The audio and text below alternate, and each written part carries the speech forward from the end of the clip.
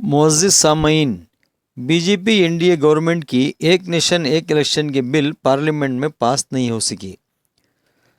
नाजरीन, जब से बीजेपी हुकूमत में आई है उस वक्त से बहुत सारे बिल्स की चर्चा हो रही थी, जिसमें से एक वन नेशन वन इलेक्शन की बिल भी थी।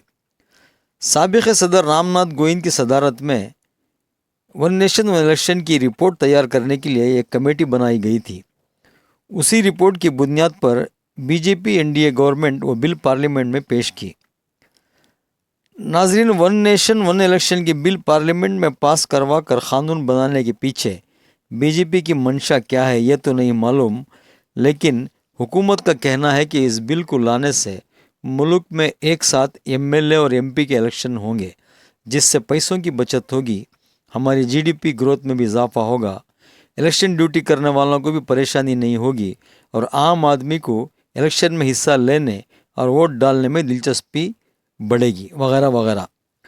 दोस्तों, ये सब कहने सुनने के लिए तो अच्छा है, लेकिन इस बिल को पास करवाना लोहे के चने चबाने के बराबर है।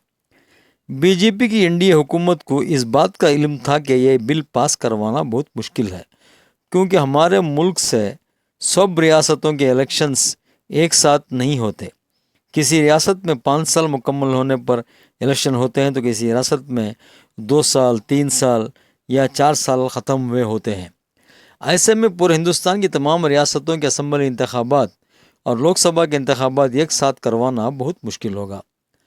और वैसे भी तमाम रियासतों में बीजेपी की पार्टी ही की हुकूमत नहीं है, अलग अलग पार्टियों की हुकूमत है। इन सारी मुश्किलात के बावजूद बीजेपी एनडीए गवर्नमेंट ने यह बिल पार्लियामेंट में पेश की। हुकूमत को यह अंदाज़ा था कि इस बिल को वह आसानी से पार्लियामेंट में पास करवा लेगी। दोस्तों, क़ानून के मुताबिक बिल पास करवाने के लिए लोकसभा में बीजेपी को 360 मेंबर ऑफ पार्लियामेंट की तायद ज़रूरी होती है, जो बीजेपी के पास नहीं है। फिर भी इस बिल को लोकसभा में पेश किया गया था।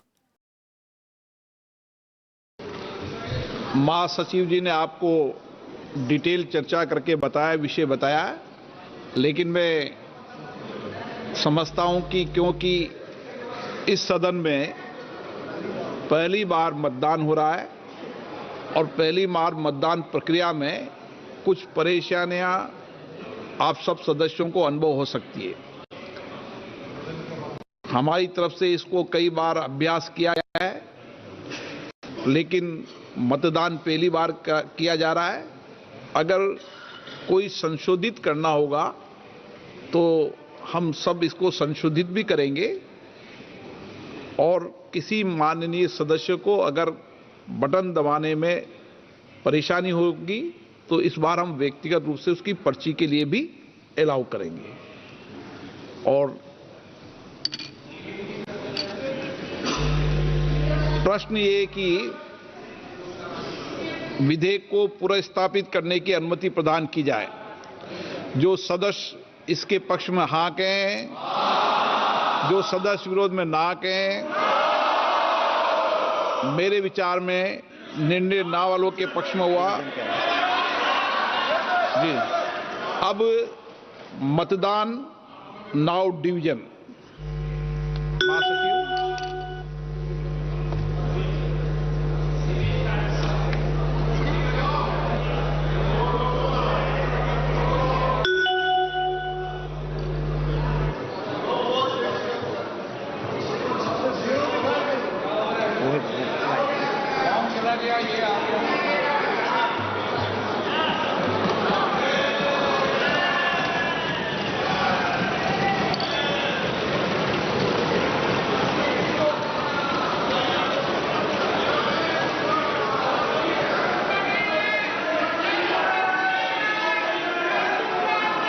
प्लीज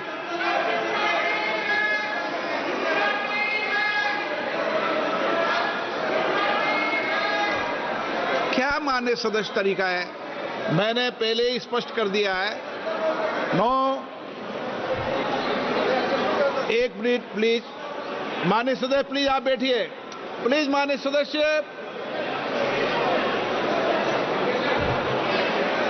आप सब वरिष्ठ हैं। अरे मान्य सर, प्लीज प्लीज एक मिनट। एक बार दोबारा कराएंगे, रुको, एक बार दोबारा कराएंगे। हाँ, ऑब्जेक्शन है, उनको पर्ची दे दीजिए। जी। मैं माननीय सदस्यों से पुनः आग्रह करता हूं, मैं माननीय सदस्यों से, प्लीज बैठिए, एक बात सुनिए। मैं माननीय सदस्य पूरा आग्रह करता हूं, मैंने पूर्व में भी कहा था, ये पहली बार मतदान की प्रक्रिया इलेक्ट्रॉनिक तरीके से कर रहे हैं। अगर किसी माननीय सदस्य को कोई आपत्ति हो तो वह अपने मत को सियासी पर्ची के माध्यम तजिया से भी निगारों का कहना है संशोधित कर कि सकता है। बीजेपी को इस बात का यकीन था कि इस बिल को लोकसभा में पेश करने से अपोजिशन पार्टियों के कई मेंबर्स इस बिल का सपोर्ट करेंगे और उसके बाद अपोजिशन पार्टियों में यानी इंडिया गठबंधन में फूट पड़ जाएगी और वो बिखर जाएगी। लेकिन मज़े की बात यह है दोस्तों कि दूसरी पार्टियों को तो छोड़िए, खुद बीजेपी पार्टी के 20 मेंबर ऑफ पार्लियामेंट गायब हो गए और बीजेपी को सपोर्ट करने वाले एनडीए के 10 मेंबर ऑफ पार्लियामेंट गायब हो गए। लोकसभा स्पीकर 2 मरतबा इस बिल पर वोटिंग करवाए, लेकिन बीजेपी को 360 एमपी का सपोर्ट नहीं मिला और one nation one election bill Lok Sabha में पास नहीं हुआ। अपोजिशन पार्टियों को बिखराने के चक्कर में खुद की पार्टी में ही बिखराव आ गया। तमाम अपोजिशन पार्टियों ने एक बार फिर इत्तेहाद का मुजाहरा किया।